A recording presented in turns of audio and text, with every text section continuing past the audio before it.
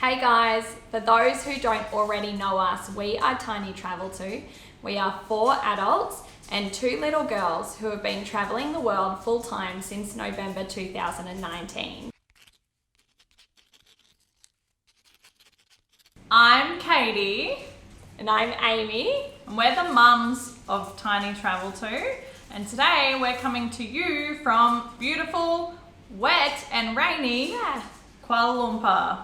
I know, I do want to put a point on the rainy day. This is our first rainy day.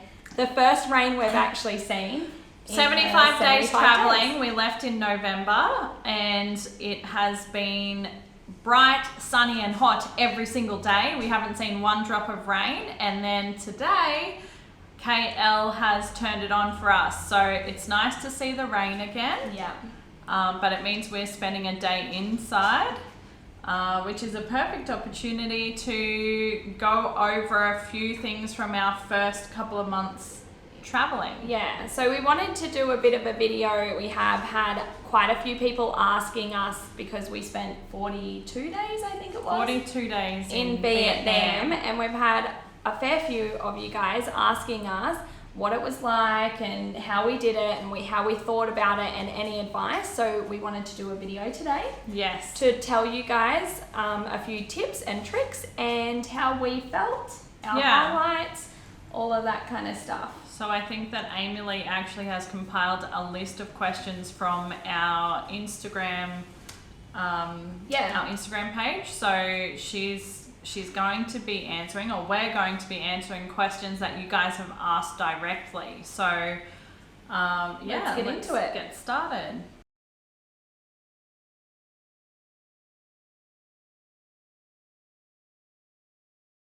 Okay, so the first question that we had was, what was our budget and did we manage to stick to it?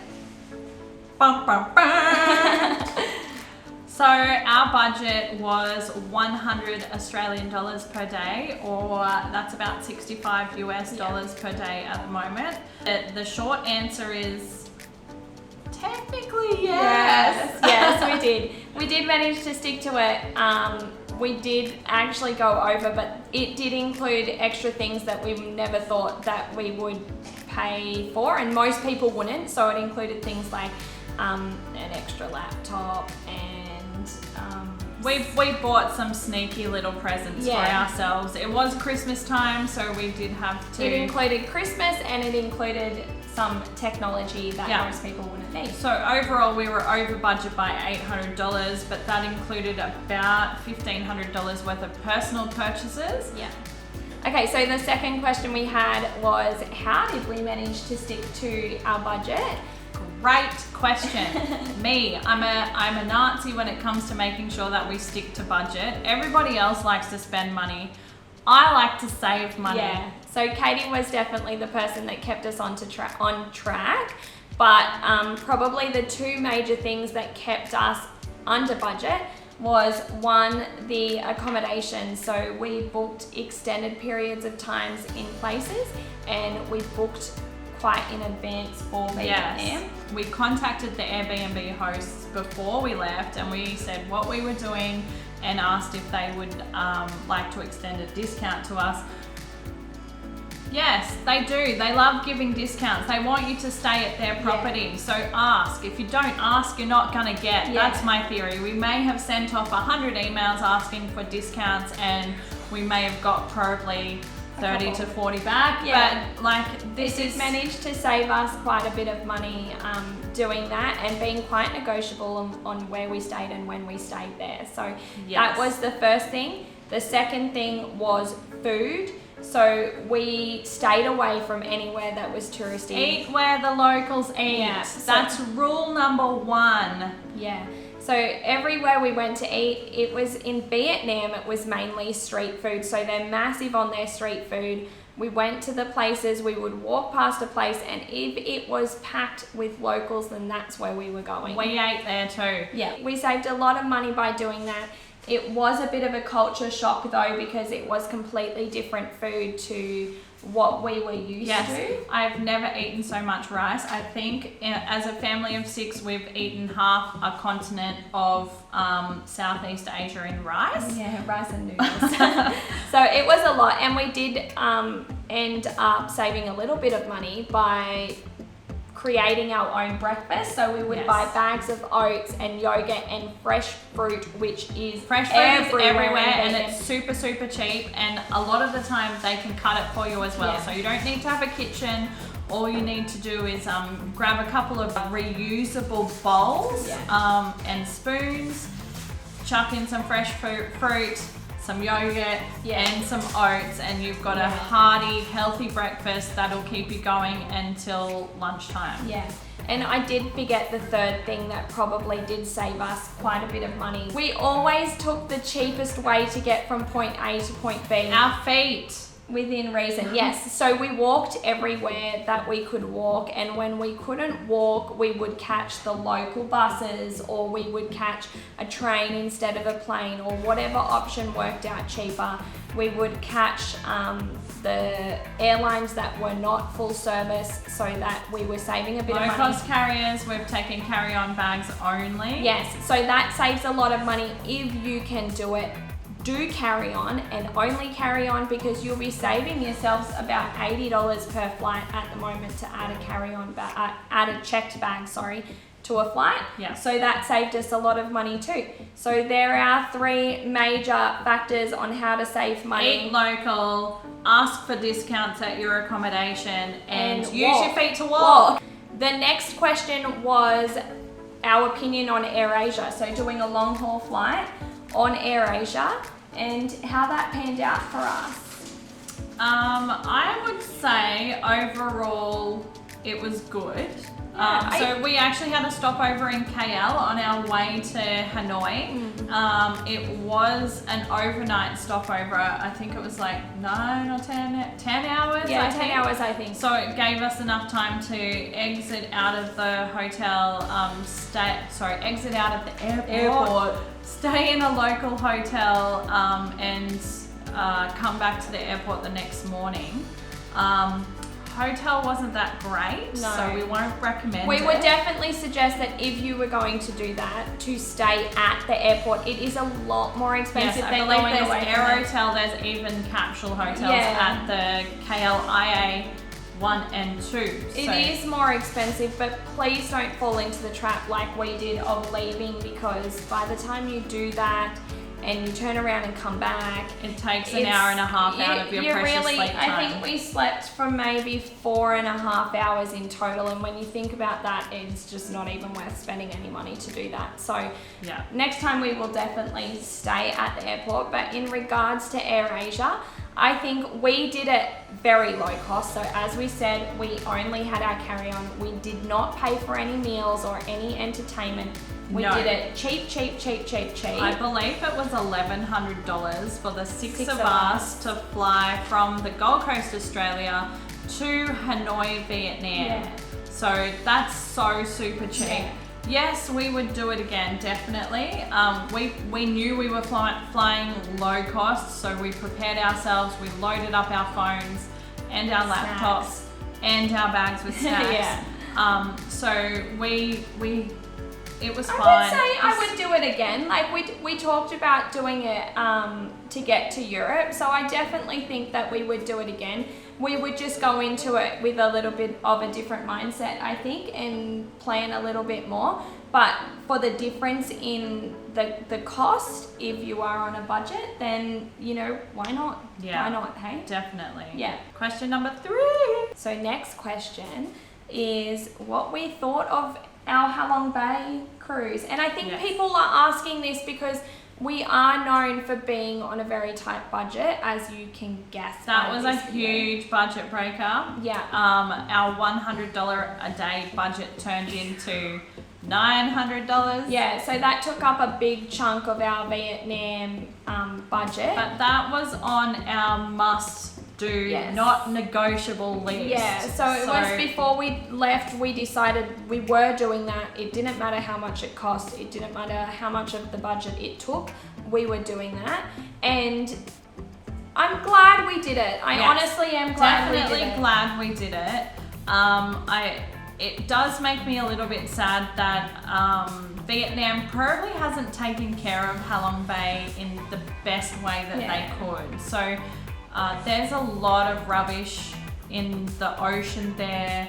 There's a lot of cruise ships too, so please don't think you're gonna go there and it's gonna be private and secluded and peaceful, because it really is not. The scenery is amazing. It's spectacular. Absolutely beautiful, and you do get a chance to kayak through there, but there's a lot of boats. A lot of boats, a lot of people, and quite a lot of rubbish. Yeah, quite a bit of rubbish. So that was a little bit disappointing. Even the girls, like if you watch our Halong Bay link YouTube here, clip, I'll put it below, but if you watch that, you'll even see Sophie was kayaking around and picking up rubbish out of the water. So when a 4-year-old can see that there's too much rubbish in the water, you know you've got a problem, right? So Halong Bay, you guys, clean your act up. But in saying that, tourists, you know, it's there for a reason, so put your rubbish in the bin rather than leaving it on the deck of the boat or throwing it in the ocean. You know, we're really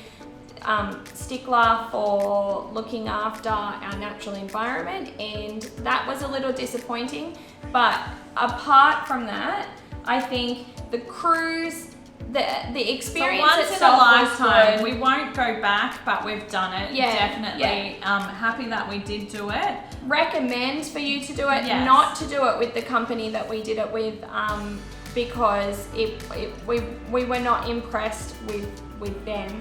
But I do know that there are companies there that absolutely smash it out of the water and are great and have raving reviews.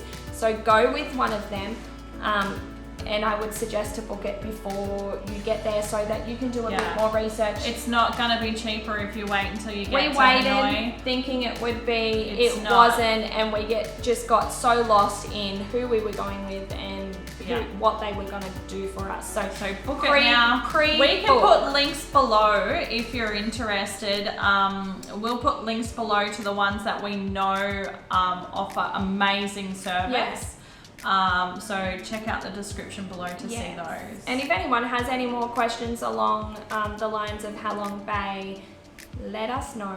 We will be answering those too. The next one was train. Why we used overnight trains? Honestly, we used them because paying for an overnight train, we used the sleeper cabins, the soft sleepers, which the hard sleepers, sorry, they slept 6 people, which is all of us. So that included for us a night's accommodation as well as the transport from one location to the next. So it worked out cheaper, and we wanted the experience. That's really why we decided to do the overnight trains. We did 2 in total. And they were definitely an experience, completely different experiences. Even from the 2 of them, I'd like to say that if you are going to do an overnight train, definitely go with one of the newer trains. SE3, SE1. Yeah, the other ones, we did the 18 and we did the 19. And it wasn't so clean, it wasn't so tidy, and I won't go back to do it. But the 3 I definitely would be back on. And in saying about the 6 berth hard sleeper, it was great for us, it worked for us. But if you have smaller kids and if you are happy to share a little bed with them, it is actually free to put a child on if you're willing for them to share the bed with you. Bear in mind the bed is not very wide. I think they're not about 60 centimeters. But if you have a baby or a 1 or 2 year old, definitely could do that and definitely would save you a little bit of money. We did the 6 berth because we didn't want to be sharing with anyone, and we were happy to pay the half price they charge for a child if they're going to take children. The bed. Yes. So definitely recommend the train, but make sure you get one of the refurbed ones. Next question, why did we fly from Da Nang to Nha Trang? Yeah, so why we decided to do that rather than... Because it was cheaper. Yeah. Everything. The answer to everything is because it's cheaper. We did it because it was cheaper, and the only way we would go away from it, from doing an option that was more expensive, was either because we wanted the experience, or because we thought for the girls it was better off. So yeah, in this case it was cheaper for us to take flights and pay for one night's accommodation in the train than it was for us to take the train. And by this point we had learnt to use the SE 3. Yeah. So we did the flight, and it actually benefited us. So make sure you watch our Vietjet video to find out what happened. But it went from being, I think, about a $45 flight to a $5 flight. So watch the video to find out what happened, because that saved us a massive chunk of money. But yeah, so we traveled, we transited between areas purely based on budget and the time frame, and put them together, and whatever made more sense was what we did. So favourite food? Favourite food in Vietnam. Oh, there's so many. I have an answer, it comes straight to my head right now. Coffee. Coffee. I don't drink coffee. I absolutely loved the fresh juices, and I made a comment to the guys the other day saying I miss the fact that I can't walk outside and get a fresh juice. So for 5,000 dong, in Hanoi specifically, right in the middle of the old town in Hanoi, you can get amazing fresh lime juice and passion fruit juice. So that's super duper cheap. That's like 30 cents. 30 cents for a juice. But outside of drinks, there was one experience, and I totally forget the name of it. I don't know if Katie will remember, but we went to a little market stall in Hoi An, and we sat down at the booth and we asked for a pho, and she had apparently run out of pho and asked us if we were happy for her to make us a soup, and it was made with vermicelli noodles. But it was kind of like pho, but tomato and yeah. onion based pho almost, with a vermicelli noodle, and it was amazing. And the worst thing is that I'm sure we'll never get it again, because she just made it up. She just told us she made it up, but it was absolutely spectacular, and goes back to the point of going to local people and eating locally, because they know the flavors and they know how to put them together. I think so this was located, I think it's called Miss Lou's. I think it's located inside the food hall in Hoi An. So 100% go there, because there's nowhere else you can eat cheap in Hoi An. Yeah. Nowhere. Yeah. The next question was, what was our favorite city? It's a toughie, actually. I wish that Hanoi comes to my mind, and I think it was just because it was the first location, and I wish we could go back and do it again, just because we're so much more well aware and so much more comfortable now that I think we would just really embrace it a lot more. There were some beautiful things there, like the Temple of Literature, absolutely beautiful garden in the middle of the city. And some really good food. That's where we fell in love with the juice. Amazing food. Yeah. Great coffee. Coconut coffee. Yeah. What about egg coffee? What was your favourite city? For me, I don't know. I want to say Hoi An, and I think I want to say Hoi An, even though it's stupid touristy. I think I want to say it because it's so beautiful. Oh, it is. So on my bucket list for such a long time now has been Japan, and Hoi An has a lot of Japan influence, the buildings, the culture, so it's definitely beautiful to be in Hoi An. Yeah, but expensive. Expensive, but worth it. Yeah. Probably the one location that I would suggest to go. You don't have to spend a lot of days there. I wouldn't spend a week. Yeah, we spent a week. We spent 8 a week. Nights. It was a bit too much, but I'd probably say like at least do 2 to 3. 2 to 3 days, and you'll see the beauty of the city and catch everything you need to catch. Next question. Was our favourite accommodation venue. And I'm going to go back to Andy's house. Yes. Because I'm not sure if it was because that's where we spent Christmas, but for such a small space, it was a hostel room, but it was absolutely immaculate. You would never guess you were in a hostel. You never heard from anyone else. It was very, very family friendly, very comfortable, because beds in Vietnam, they're not so comfortable, they're very hard. So this is the first location that we got a good pillow, a good bed. Yeah. And we were all really happy with Yes. how they looked after us. I also liked the Hung Mua at Nimbin. That was nice, we were yes. only in Nimbin for 2 nights, unfortunately, and Millie hurt herself while we were there, so we didn't really get to leave. But the hospitality shown to us there was really good. So they, as Katie said, Millie did hurt herself on the first day that we were there. So it was a little bit sad that we missed out on everything we wanted to do there. But they made it worthwhile us still going there because and they make really nice on the food front. They make some really nice lemongrass chili chicken. So good. I missed that. Yeah, that was really good. So the next question, what was our best attraction? So that's a toughie for us because we're not big on the, we didn't travel to see a lot of attractions, a lot of touristy kind of places. We really traveled to get I think Hoi An. I think Hoi An, again, I'm going to say Hoi An. Because it's really just beautiful, honestly. It is. But I would probably say Halong Bay, I think. Bay. You know, you have to do it, you have to go, you have to see it. I was disappointed, and it was definitely different to what we expected it to be, but it was still so spectacular, so beautiful. A once in a lifetime experience. I've never been to anything like that.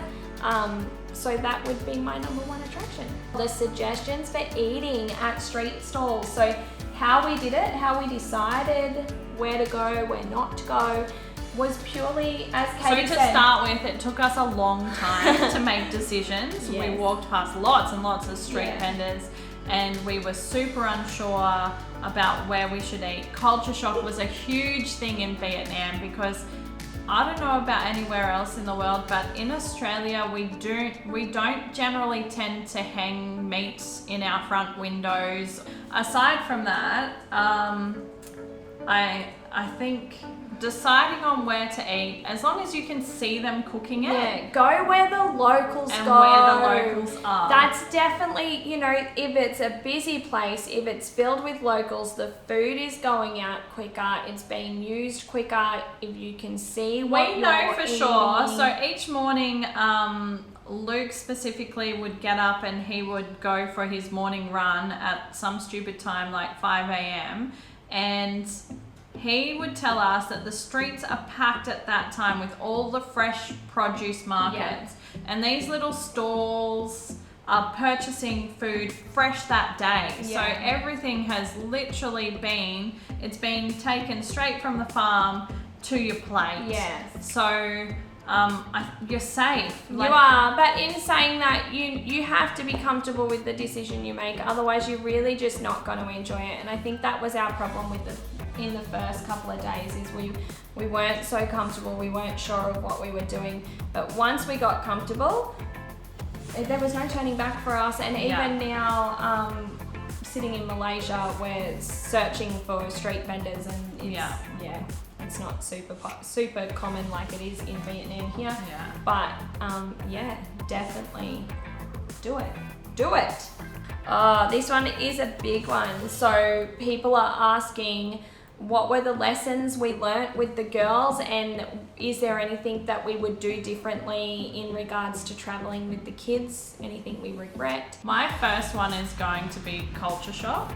We have traveled ourselves without the girls to third world countries, I guess. Yeah. But we haven't taken the girls, so we didn't really factor in how much culture shock they would get. The first few days in Hanoi, which is probably the worst place that we could have started, that we got to the point where they didn't even want to leave the room. So Hanoi was super busy. The So cars loud. are crazy. The smells are really strong. It's hard to cross the road. The people are in your face. You know, they're really, really nice, but they want to know where you're from and what you're doing, and they take This any is a big thing in opportunity. Asia. We found, especially with Millie's blonde hair and curls and Sophie's big eyes, that they want to wanted to be touch in them, the they face. want to take photos of them. We would be walking along holding their hands, and all of a sudden there'd be a group around them taking photos, and so that made it difficult for us to get to places, but also made it difficult for them in their personal space and getting used to the new environment. I think the major thing we really learnt was to take it slow. And to really listen to what they're saying to us, because there were occasions where they were saying that they didn't want to go outside, and we pushed maybe a little bit too much to get them outside, where, you know, the day we decided, you know what, let's just have a day inside and do absolutely nothing, it was from that point that they really started embracing things. So definitely take it slow when you've got kids. Encourage them to tell you how they feel as well. So, you know, when they've had enough of being touched and probed and prodded and taken photos of, allow them to say that they've had enough, and then be their advocate. Like, there were plenty of times we had to say, no, not today. Because they just needed to recuperate a little bit. In saying that, they really embraced themselves into that culture, and, you know, they were things that they absolutely fell in love with. Yes, they definitely love Vietnam. It's probably their favourite place at the moment as well. So after the initial few little hiccups, we were getting requests of places to go. Millie started getting obsessed with wanting to see temples, and Sophie was obsessed with pho. So everywhere we went, Millie wanted to go into temples, and Sophie wanted to eat pho. And she is nailing those chopsticks. Yes, I'm sure we have some footage of her eating with chopsticks. She puts some of us adults to shame. To shame, yeah, she really does. It took her probably about 24 hours, and now she requests to use chopsticks. But yeah, so just listen to them. Take your time with what you're doing, and make sure you have those rest days, because if you're tired, they're even more tired. That's right. Really just listen to yourself and to them, and you'll get through it. We have someone asking us if there was any occasion where we felt unsafe in Vietnam, and I'm going to say no, not at all. No, I'd say overall Vietnam's a very safe place to be. As a traveller, you always have to be cautious, so make sure you carry your valuables with you. Don't leave them in your hotel room. Carry them on the front of you rather than behind you, and just be really conscious. The same as you would if you were in London or Rome or anywhere in the world. Anywhere. But yeah, we never felt like we had to be, you know, as we said before, the girls were always had people around them, and we never felt at any time like they were going to be threatened or in any kind of harm. No. The people are absolutely beautiful. It's an amazing country. So kind, so nice. We actually, it's probably the one place we don't really have any negative. No. We love Vietnam. Yeah, we love Vietnam. We will be back for more of Vietnam, and we suggest for all of you to step outside that comfort zone and go and visit them. Check out what it's like. So I think that's it from us. We don't have any other questions, but we're always open to answering questions. So if you guys have some that we haven't really covered, pop them below or send us an email, and we'll make sure that we get back to you as soon as possible with the answers. Also have included a stack of links below as well, so you'll be able to have a look at the places we've stayed at, and activities we did. The activity. Thank you for joining us for this video. As Katie said, put all your comments below in regards to any questions you have in Vietnam, or if you have any questions at all. Yeah, we love and answering at all. questions. We love engaging with our community. You guys are helping us heaps with suggestions and tips as well, so pop those below. So next off, we are actually catching a Qantas flight, and we're going through We're taking to London. the QF001. So this flies from Sydney directly to London. Yes. It does have a stopover in Singapore, which is where we will be jumping on, but it is the Airbus, the double-decker Airbus. Yes. So the girls are super The girls are excited. obsessed with double-decker buses, and when we told them it was a double-decker plane, they flipped their nut. So make sure you watch the video to watch their reaction about that plane and our reaction to have a little bit of a taste of home. I can't wait for the Tim Tams on the flight. Yay! But that's what we're doing next. And please comment below with anything we should be doing in Europe. We're a little bit lost on where to go in Europe. Okay, so fun point is we fly in just a few days. We have one night's accommodation booked in London and nothing else. We're so lost on where to go and what to do, because it really is a massive location with so many different places to go. So make sure you let us know. We're going to spend 2.5 months there. 2.5, maybe 3, before we head off to see some of our family in Canada. So give us heaps of suggestions, guys. Where can we go? What can we do? Where has the best food? Everything. Tell us everything. But remember to hit that thumbs up, to subscribe, press the button bell. below, and we'll catch you next time.